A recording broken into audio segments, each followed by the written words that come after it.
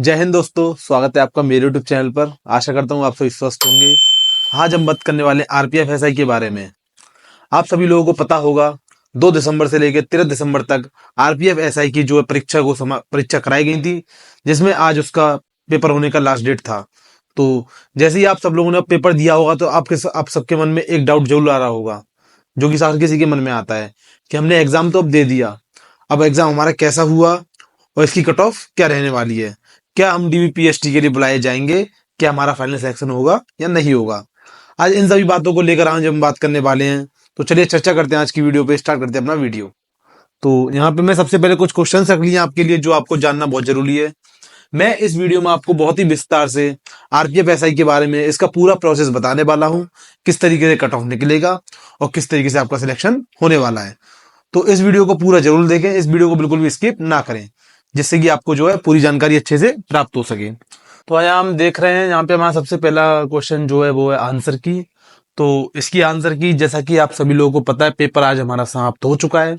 Paper को लगभग 2 तारीख से लेके 13 तारीख तक एग्जाम जो है चला था। तो इसकी आंसर की आने में कम से कम 7 दिन का समय तो लगेगा। आपको जो है इसकी आंसर की 7 दिन के अंदर देखने के लिए मिल सकती है, क्योंकि सीबीटी बेस्ड टेस्ट था। तो इसका जो है रेलवे फोर्स भी चाहता है कि जल्दी से जल्दी जो है भर्तियों को कंप्लीट कराया जाए, क्योंकि आगे भी बहुत भर्तियां अभी बाकी है। एनटीपीसी बाकी है, कांस्टेबल की भर्तियां बाकी है, टेक्नीशियन की चल रही हैं और एएलपी की भी चल रही हैं। तो इनको भर्तियों को जल्द से जल्द जो है फिल किया जाए। तो आपको 7 दिन के अंदर जो आंसर की देखने के लिए मिल सकती है। तो चलिए यहाँ हम बात करते हैं हम लास्ट ईयर कट ऑफ की। तो लास्ट ईयर कट ऑफ में हमको सबसे पहले ये जानने की जरूरत पड़ेगी कि लास्ट ईयर क्या रहा था, वैकेंसियां कितनी वैकेंसियां थी, किस तरीके से कट ऑफ गई थी। तो जो लास्ट ईयर कट ऑफ आई थी वो 2018 में आई थी। जो लास्ट ईयर की वैकेंसियां आई थी वो 2018 में आई थी। 2000 जो वैकेंसियां थी उस समय की 1120 वैकेंसियां थी। तो आपको इस बार की वैकेंसियां तो अच्छे से पता ही है कितनी कम वैकेंसियां हैं। तो पिछली बार जो थी वो 1120 वैकेंसियां थी। तो कट ऑफ में तो बहुत ज्यादा अंतर देखने के लिए पिछले साल से मिलेगा ही मिलेगा। तो यहाँ पे जो मेल कैंडिडेट के लिए जो वैकेंसी थी वो थी 1819 वैकेंसियां, और जो फीमेल के लिए थी वो तो 301 वैकेंसियां। यहाँ पे मेल और फीमेल की कट ऑफ जो अलग अलग लगती है, तो इस चीज का भी हमको विशेष ध्यान रखना है। तो यहाँ पे जो फॉर्म अप्लाई किए गए थे, इसमें जो फॉर्म भरे गए थे वो भी लगभग 14,000, मतलब 14,30,000 के समथिंग फॉर्म जो है भरे गए थे उस समय पे, जो उस टाइम पे भरे गए थे। और उस समय पे एक चीज और थी, इसमें हमको जो है एज के लिए कोई भी छूट नहीं दी गई थी। एज के लिए हमारे पास कोई छूट नहीं थी। जो हमारी एज जो फॉर्म में थी वही एज रखी गई थी। और इस बार के फॉर्म में क्या किया गया, उसमें 3 साल के लिए छूट जो है दी गई है। तो इस चीज का भी एक बहुत बड़ा अंतर देखने को मिल सकता है। अब यहाँ पे सीधी सीधी बात तो एक ही चीज क्लियर हो रही है। आप यहाँ वैकेंसी देखिए 1120, फॉर्म देखिए 14,30,000। ठीक है। तो इसका जो रेशियो रहता है इसमें हालांकि इसका डेटा किसी ने दिया नहीं था कि पिछली बार कितने जो है लोगों ने पेपर दिया था, पर लेकिन हर पेपर में आपको पता ही है 60 से 65% का डेटा रहता है। इतने परसेंट लोग ही जो है पेपर देने के लिए जाते हैं। तो इसमें भी लगभग यही रहेगा, ये एक मेरा मानना है। बाकी मुझे इसका डेटा पता नहीं है, क्योंकि इसका डेटा भी लीक नहीं किया गया था, किसी ने नहीं बताया था। तो जैसे कि हमारे पास इस बार वैकेंसियां हैं 452, जिसमें मेल के लिए 384 और फीमेल के लिए 68। तो आप यहाँ वैकेंसियों में फर्क देखिए, ये इसकी आधी वैकेंसियां भी नहीं है। आपको यहाँ पे ये चीज तो बहुत क्लियर दिखाई दे रही होगी। तो इसके लिए हमारे पास जो फॉर्म अप्लाई हुए थे, इसके लिए जो फॉर्म अप्लाई हुए हैं वो 15,40,000 फॉर्म लगभग अप्लाई हुए हैं। तो आप यहाँ पे सबसे पहले एक चीज देखिए, यहाँ पे कम वैकेंसियां, फिर भी फॉर्म में कितना 1 लाख का अंतर है। 1 लाख कैंडिडेट का यहाँ पे फॉर्म में ही अंतर है, जबकि यहाँ पे वैकेंसियां भी कम है और यहाँ पे वैकेंसियां ज्यादा है। यहाँ पे तो फॉर्म ये 2018 कोविड से पहले आई थी ये वैकेंसियां, तो इसके लिए इतनी फॉर्म भरे गए थे, जो कि एज में भी कोई रिलैक्सेशन नहीं था। यहाँ पे एज के लिए 3 साल का रिलैक्सेशन दे दिया गया है, जिसमें जो है फॉर्म 15,40,000 के समथिंग फॉर्म जो है भरे गए हैं। तो आप इस हिसाब से भी एक अंदाजा लगा सकते हैं कि जो पिछले साल की कट ऑफ थी उसके हिसाब से कट ऑफ में कोई ना कोई बढ़ोतरी देखने के लिए कहीं ना कहीं मिलेगी। तो चलिए हम यहाँ पहले बात करेंगे अपनी पिछले साल की कट ऑफ के बारे में, जिसके लिए मुझे इसको रफ करना पड़ेगा। तो चलिए स्टार्ट करते हैं हम अपने पिछले साल की कट ऑफ की वीडियो देखते हैं। इसमें क्या कट ऑफ में क्या रहा था। तो पहले जो कट ऑफ थी वो ग्रुप वाइज आती थी, मतलब जितने भी ये सेंट्रल की नौकरियां थी इसमें रेलवे में, तो जो है कट ऑफ लगती थी वो ग्रुप वाइज लगती थी। लेकिन इस बार ऐसा नहीं रहा है, इस बार जो है पूरी ओवरऑल एक ही कट ऑफ लगेगी हर ग्रुप के लिए। तो हम यहाँ पे ग्रुप वाइज, जैसे हमारा पिछले साल का डेटा था, तो हम यहाँ पे ग्रुप वाइज ही कट ऑफ देखेंगे। तो आप यहाँ देखेंगे यूआर, ओबीसी, एससी, एसटी, चार कैटेगरीज में जो है कट ऑफ लगी थी। तो यहाँ हम देखेंगे ग्रुप ए में जो कट ऑफ गई थी यूआर की, वो 103 कट ऑफ गई थी। तो इसके जो आपको पता ही होगा ओवरऑल जो मार्क्स होते हैं 120 मार्क्स होते हैं। ये कट ऑफ जो है 120 मार्क्स में से है। और ये फाइनल की कट ऑफ है, जो फाइनल कट ऑफ लगी थी, क्योंकि हर बार यदि डीवीपीएसटी के लिए जो भी मतलब डीवीपीएसटी के लिए आते हैं उसमें कम से कम लगभग 6 नंबर, 5 से 6 नंबर बढ़ जाते हैं फाइनल कट ऑफ में। तो इससे कम नंबर ही जो है उसके डीवीपीएसटी के लिए बुलाए जाते हैं। इसमें जो कैंडिडेट्स को बुलाया जाता है वो कम से कम 10 से 11 गुना कैंडिडेट्स को फिजिकल के लिए बुलाया जाता है। तो चलिए जहां हम देखते हैं ग्रुप ए में जो यूआर की कट ऑफ गई थी वो 103 गई थी। ओबीसी की यहाँ पे कट ऑफ यूआर से ज्यादा थी, क्योंकि यहाँ पे फॉर्म इसके ज्यादा अप्लाई हुए थे। यूआर के फॉर्म कम अप्लाई होते हैं और ओबीसी के फॉर्म जो है ज्यादा अप्लाई होते हैं। ओबीसी में 104, एससी की 92 और एसटी की 95। यहाँ भी आप देख सकते हैं एसटी की कट ऑफ ज्यादा है और एससी की कट ऑफ कम है। 3 नंबर का डिफरेंस आपको देखने के लिए इसमें भी मिल रहा है। यही ग्रुप बी की बात करते हैं तो ग्रुप बी में यूआर 106, ओबीसी 103 और एससी 92 और एसटी 93। ग्रुप सी में बात करें तो 98 यूआर के लिए और 97 ओबीसी के लिए और 89 एससी के लिए और 89 एसटी के लिए। यहाँ पे दोनों के लिए सेम है। अब यहाँ हम देखते हैं ग्रुप डी में, आप देख रहे होंगे एक बहुत ही एक मतलब कह सकते हैं कि आप बहुत ही एक आश्चर्यजनक चीज आपको दिखाई दे रही होगी। 119 कट ऑफ जो यूआर की यहाँ पे कट ऑफ लगी है वो 119 लगी है। जब हमारी कट ऑफ ही 120 में से बन रही है तो 119 नंबर लाने वाले बच्चे, मतलब जितनी हमारे पास पोस्ट है उतने बच्चे तो 119 नंबर नहीं ला सकते हैं। तो ऐसा 119 नंबर देख के क्या हुआ, ऐसा उस टाइम पे बवाल भी बहुत मचा था। और यहाँ ओबीसी के लिए 115 थी और एससी के लिए 95 और एसटी के लिए 100। यहाँ पे आप देख सकते हैं 5 नंबर का देखने के लिए फर्क एससी एसटी में मिला है। तो ये जो कट ऑफ मिली थी वो किस लिए ज्यादा, मतलब जो ज्यादा कट ऑफ जाने का एक ही रीजन था, केवल नॉर्मलाइजेशन। उस टाइम पे जो नॉर्मलाइजेशन मिला था बच्चों को, बहुत अच्छा खासा नॉर्मलाइजेशन मिला था उस टाइम पे। कम से कम 18 से 20 नंबर का नॉर्मलाइजेशन जो सबको मिला था। कम से कम 18 से 20 नंबर का नॉर्मलाइजेशन यहाँ पे उस समय मिला था। तो नॉर्मलाइजेशन की वजह से कट ऑफ जो इतनी ऊपर चली गई थी, वरना इतनी कट ऑफ जाने का कोई मतलब नहीं बनता है। यहाँ देखिए ग्रुप ई में जो है बहुत कम, यहाँ पे देख सकते हैं केवल 74 यूआर के लिए, ओबीसी के लिए 77 और एससी के लिए 59 और एसटी के लिए 67। तो सबसे कम मैं देख पा रहा हूँ यहाँ पे जो ग्रुप ई की जो है सबसे कम कट ऑफ है। यहाँ ग्रुप एफ की बात करें तो यूआर के लिए 86, ओबीसी के लिए 89 और क्या कहते हैं एससी के लिए 77 और एसटी के लिए 73। तो यहाँ पे जो है ये जितनी भी कट ऑफ जो फाइनल कट ऑफ गई थी वो केवल 819 पोस्ट के लिए गई थी। तो मैंने यहाँ केवल मेल का डेटा लिया है, फीमेल का इससे थोड़ा कम होता है। फीमेल की जो कट ऑफ थी वो इससे ही बहुत ज्यादा कम गई थी पिछली बार की, लेकिन इस बार का जो है फीमेल का कट ऑफ ज्यादा जाने वाला है, क्योंकि फीमेल की वैकेंसियां बहुत कम वैकेंसियां 30 से 32 वैकेंसियां जो है फीमेल के लिए है।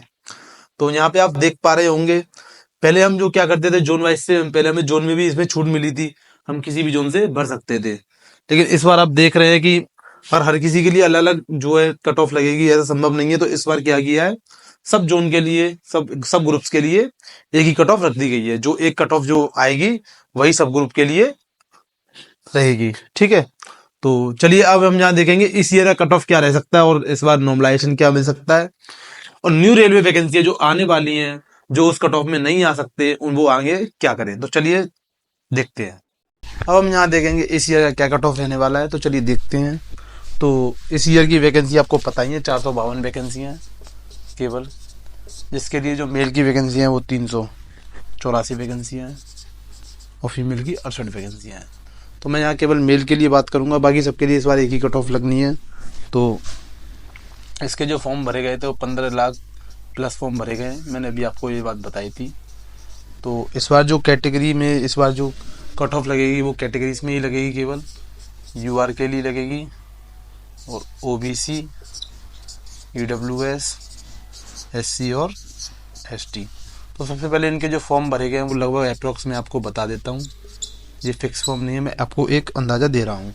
यूआर के जो है 3 लाख फॉर्म भरे गए हैं टोटल ओवरऑल, ओबीसी के 6 लाख फॉर्म भरे गए हैं और ईडब्ल्यूएस के 1 लाख फॉर्म आए हैं, एससी के 4 लाख और इसके कम से कम 1.5 लाख फॉर्म।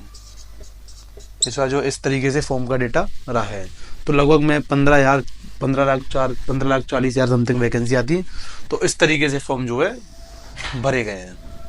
तो मैं जो यहाँ पे आपको बताऊंगा वो एक रॉ स्कोर बताऊंगा, जो इसमें नॉर्मलाइजेशन नहीं होगा। आपको मतलब कम से कम कितना स्कोर आपका होना चाहिए पीटी और पीएसटी के लिए। फाइनल कट ऑफ जो भी आपका लगेगा उसमें आपको कुछ ना कुछ 5-6 नंबर बढ़ के आपको देखने के लिए मिल सकता है। तो यहाँ पे आप देख रहे होंगे, सबसे पहले हम यहाँ पे अपनी और यूआर की कट ऑफ की बात करें तो यहीं पे मैं इसके आगे कट ऑफ लिख देता हूँ कि क्या कट ऑफ रह सकती है। कट ऑफ का सीधा फंडा ये है कि अगर आप यूआर से तो आपके 100+ नंबर तो होने चाहिए कम से कम। आपको पता है वैकेंसियाँ बहुत कम है, और ओबीसी के तो भी आपके 100+ होने चाहिए, क्योंकि आप यहाँ पे देख रहे हैं जैसे हमने लास्ट ईयर भी देखा था फॉर्म ज़्यादा ही है। और पढ़ने वाले बच्चे तो हर कैटेगरी में, ऐसी कैटेगरी है जिसमें बच्चे नहीं पढ़ रहे हैं, सब कैटेगरी में बच्चे पढ़ रहे हैं, तो हमको ज़्यादा खास अंतर देखने को नहीं मिलता है। तो यहाँ पे कम से कम आपके 100+ जो है क्वेश्चन सही होने चाहिए। और नॉर्मलाइजेशन की तो हमने बात करी है, नॉर्मलाइजेशन जो मिलेगा वो मिलेगा, मैं जो फाइनल जी अपना एक रॉ स्कोर आपको बता रहा हूँ। और ईडब्ल्यूएस के लिए आपके पास कम से कम 95 क्वेश्चन सही होने चाहिए। और अगर आप एससी से हैं तो कम से कम 88 से 90 क्वेश्चन तो आपके सही होने चाहिए यदि आपको सिलेक्शन चाहिए तो, क्योंकि हमारे पास पोस्ट बहुत ज़्यादा कम है, पोस्ट इसलिए कम है, इसलिए हमको इतना नंबर चाहिए। यहाँ भी 85 से 90 नंबर के बीच में आपका नंबर होना चाहिए। तो आपका कम से कम इतना स्कोर तो इसमें होना चाहिए, क्योंकि आपको पता है वैकेंसियाँ कम है और इतनी तो कट ऑफ जाने वाली है, और सबकी एक ओवरऑल कट ऑफ लगेगी, तो इसलिए इतना कट ऑफ चाहिए। और यहाँ हम नॉर्मलाइजेशन की बात करें तो नॉर्मलाइजेशन आपको पता है हर बार वही 18 से 20 नंबर लास्ट ईयर मिला था। तो इस बार भी आपको 10 से 12 नंबर से कम नॉर्मलाइजेशन देखने को नहीं मिलेगा। हालांकि इस बार का पेपर जो इजी बता रहे थे, जो बाहर सर्वे किए गए थे उसमें सर्वे में बताया था आपका, यहाँ पे हम थोड़ा देख लेते हैं, रीजनिंग, मैथ्स और जो है जीएस, ये 2 सब्जेक्ट तो ऐसे आ रहे हैं जिनको इजीली हर कोई 60 नंबर आराम से ला सकता है। कोई ज़्यादा बड़ी बात नहीं है इसमें 60 नंबर लाना 70 में से। और अब मैं 60+ ही इंसान, में एक एवरेज स्टूडेंट की बात कर रहा हूँ जो कि 60+ नंबर इसमें ला सकता है, जबकि जो बहुत ऐसे बच्चे हैं जो 70 नंबर इसमें पूरे लेके आ रहे हैं। यदि रीजनिंग में देखें तो हम 2 क्वेश्चन रीजनिंग में छोड़ सकते हैं और 2 से 3 क्वेश्चन करीब मैथ में छोड़ सकते हैं। तो लगभग 65 नंबर तो इसमें पक्के है ही हैं लोगों के, जो भी पेपर दे के आए हैं। अब यहाँ जीएस की बात करें तो जीएस का तो आपको पता है सब में ही सेम पैटर्न रहता है कि आपके 50 में से 20 से 22 क्वेश्चन ही बन पाते हैं। जो लोग बहुत ज़्यादा पढ़ते हैं वो अच्छा कर जाते हैं थोड़ा। तो यहाँ भी मैंने एवरेज कम 25 क्वेश्चन का लेके चल रहा हूँ। तो ये एवरेज जो बच्चा है वो इतने मार्क्स तो यहाँ पे लेके आएगा। तो ओवरऑल ये कम से कम 90 के समथिंग बैठ रहा है एवरेज। तो आपके इतने मार्क्स तो आपको चाहिए। ये तो मैंने अपने हिसाब से किया है। और आपको पता जब बच्चे पेपर देते हैं तो उनके, हमने जैसे देखा था लास्ट ईयर, अभी जो अपनी यूपी कांस्टेबल की वैकेंसी आती सब जो है 190+ के 190 के अंदर बता रहे थे कट ऑफ। आपने जितने भी चैनल देखे होंगे सब चैनल में 190 के अंदर बताया जा रहा था। नहीं, कट ऑफ का क्या था रीजन देखने का, आपने 25 नंबर ऊपर कट ऑफ थी, 115 नंबर, जो कि केवल डीबी और पीएसटी के लिए रखी हुई है फिजिकल के लिए। फाइनल कट ऑफ कितना ऊपर जा सकती है किसी को नहीं पता है। फाइनल कट ऑफ 225 भी जा सकती है, 230 भी जा सकती है, कोई कुछ भी नहीं कह सकता है। तो आप यहाँ पे देख लीजिए, ये सब तो आपको इतने नंबर तो चाहिए क्योंकि वैकेंसियाँ कम है, एसआई की वैकेंसियाँ हैं और फॉर्म भी अच्छे खासे भरे गए हैं। यहाँ पे भी जो अटेंडेंस रहेगा वो 60 से 70% अटेंडेंस रहेगी, क्योंकि आपको पता रेलवे ने जो है फ्री टिकट सबको दिया है आने जाने के लिए। तो मोस्टली बच्चे पेपर देने के लिए गए हैं क्योंकि टिकट फ्री था, इस वजह से सारे लोग जो है पेपर देखने के लिए गए हैं। तो यहाँ पे हम देख लेते हैं न्यू रेलवे वैकेंसी, तो जो हमारी कांस्टेबल की वैकेंसियाँ हैं उनका एग्जाम भी अब आने वाला है, उसकी भी जो डेट आ चुकी है। तो यदि आपको लग रहा है कि आपका कहीं ना कहीं इसमें रह गया है होने से, तो आप अपने कांस्टेबल की तैयारी करते रहें। और अपनी तैयारी, अब जो आपको गलती आपको यहाँ पे हुई थी सेम क्वेश्चन से, बस केवल लेवल का थोड़ा फर्क पड़ जाता है। उसके बाद आप में इसमें थोड़ा डाउन लेवल देखने के लिए मिलेगा कांस्टेबल में। तो आपको जो गलतियाँ यहाँ पे हुई हैं वो गलतियाँ आपको वहाँ पे नहीं करनी है, और कांस्टेबल अपना नाम 100% लेके आना है। तो आशा कर दूँ आपके सारे डाउट इससे रिलेटेड क्लियर हो गए होंगे। ऐसा कोई डाउट आपका भी नहीं बचा होगा जो आपको इसके बारे में जानना हो। यदि फिर भी आपको इसके बारे में कुछ और जानना चाहते हैं तो मुझे कमेंट सेक्शन में जरूर बताएं, मैं आपका 100% रिप्लाई वहाँ करूँगा। तो यदि मेरी वीडियो आपको पसंद आती है, मेरी वीडियो को शेयर करना ना भूलें और मेरे चैनल को सब्सक्राइब जरूर करें। तो मैं अपनी वीडियो को यहीं समाप्त करता हूँ। जय हिंद।